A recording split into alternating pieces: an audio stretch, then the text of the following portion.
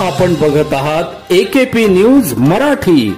आपला आवाज आपली ताकद. सबस्क्राइब करा, शेअर करा, लाईक करा. AKP news Marathi.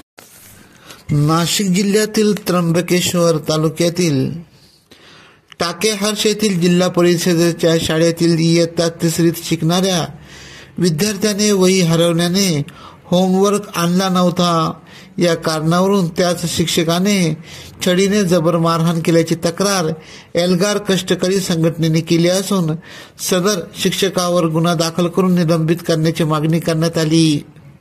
आशिष समाधान सदगीर या विद्यार्थ्यास शाळेतील शिक्षकाने होमवर्क आणला नाही म्हणून छडीने पाठीवर मारहाण केली. त्यामुळे सदर मुलाच्या पाठीवर मोठे मोठे वळ उमटले आहेत.